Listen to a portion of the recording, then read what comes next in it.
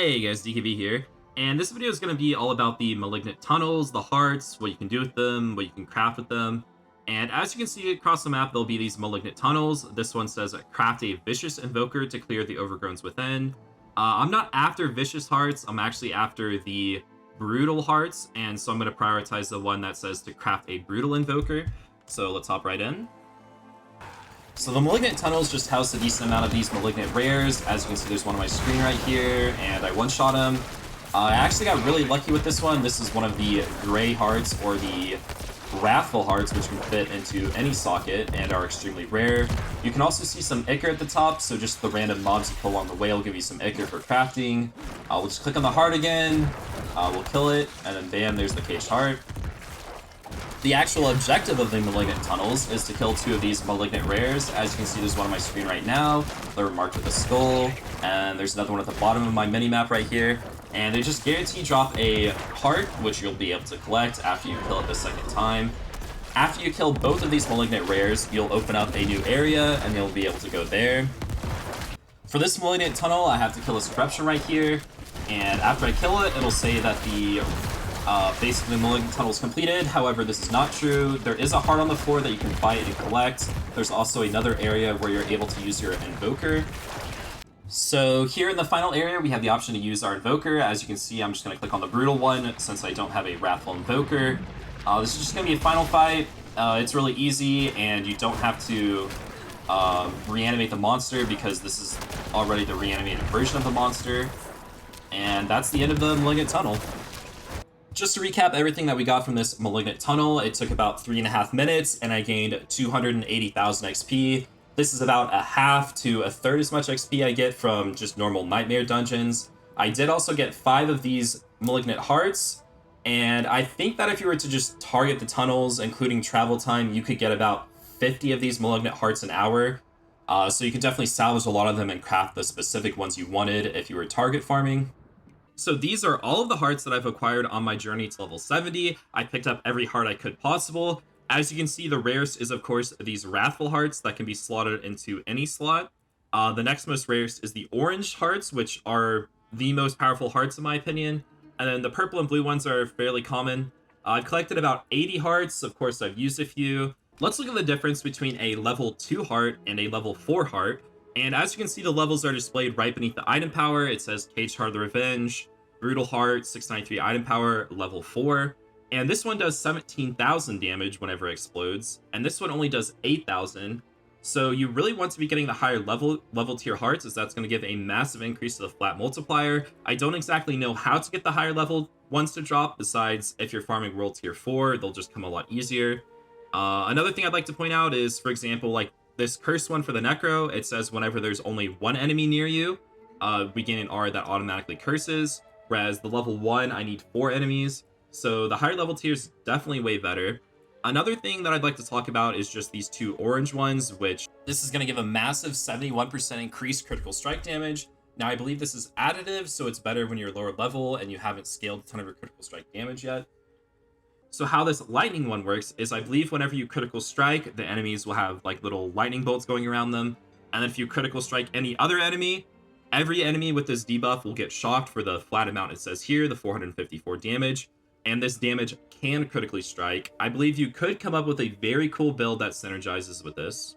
And moving on to my build specifically, I'm using the 77% critical strike damage one. I'm using the one that whenever I'm near something, I automatically cast Decrepify, which is great because it slows the enemies and makes them deal less damage. I get the slow damage multiplier on all of my gear. I get the curse damage multiplier. And then I also automatically cast Corpse skills. And how this one works is that it actually doesn't put the skills on cooldown. And it seems to be casting Corpse Tendrils about once every 3 seconds and Corpse Explosion about twice a second. So I don't really understand exactly what's going on here. But the quality of life of these 2 that I have on my build is insane. Used to, as Necro, you'd have to run up, you'd have to curse something, you'd kill something, and then cast Corpse Tendrils, and then they'd all get pulled in. Now I'm just running around and throwing Bone Spear, and these 2 are doing all of the skills for me, and it's an insane quality of life. So let's go to talking about crafting and salvaging them. And as you can see, I'm just going to go to Core Mods Workbench right here, and we'll open up everything. And on my way to level 70, this is everything that I've collected. I've got about 20 to 30 of each of the Invokers. and my Ichor is basically I have 100 of the Vicious and then 60 of the Devious and 70 of the Brutal. Now I've only ran about 5 of the Malignant Tunnels, and I haven't salvaged anything yet, and this is what I'm about to salvage. I'd also like to point out that these are 760 to 790 item power with 304 armor, and I've been mostly finding like 600-ish item power ones. There's the 700 here, but I haven't found anything close to 760, so I believe crafting ones is actually going to give you the best results. Alright, let's go salvaging, and we're just going to salvage some of them one at a time. So here's a level 3 one. I got 9 Ichor from that one, and let's go over to a lower tier one. Let's see if we can find a level 1. So we'll salvage this one. We gained 14 from the level 1. I have absolutely no idea. Let's go to level 4. Looks like we got 14. Level 2, 13. Level 1's giving us 11. So it really doesn't look like the item power actually scales with whatever you're getting. Okay, let's move on to the orange. I kind of expect a similar thing. Okay, only 8 there. Only 8 there. 13 and 7. So that was actually pretty low. And we'll go on to these blue ones. 11, 13, 7, 12. And then the really rare ones, the raffle ones. I have 2 of these, but I'm going to salvage it for science and see what we get. Looks like we just get a little bit of each of them. So I just salvaged about 60 of the ones that I've gotten. And this is what I'm left with. It looks like I can craft about 6 of the specific heart that I want. This Invoker's about 5 of them. And then a lot of these Uncertain Hearts, which just give a random one. And for science, let's test it. Let's see if I'm really getting 760 to 790 item power. And we're not getting. We're only getting 674. That's actually pretty disappointing. So this is like just an average one that would have dropped. So the tooltip's wrong on this.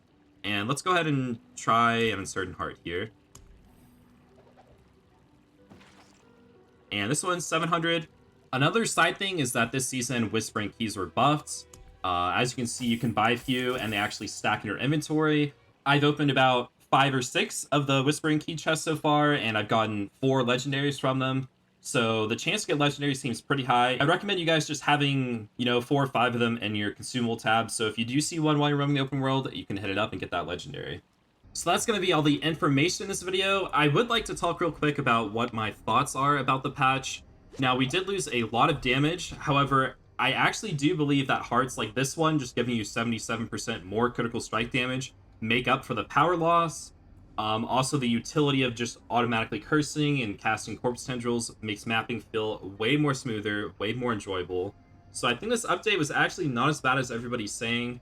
I know that they also hotfixed the Nightmare dungeons to where the tier 100s are now equal to the old tier 70s. So that's some info in case you guys didn't know that. I also, for my barbs out there, I'm sorry I'm playing Necro now. I'm going to be making Necro build guides this season. However, there are going to be buffs to barbs and sorcerers coming in about a couple weeks, so hopefully you guys can stay around for that. And until next time, guys, good luck out there in hell.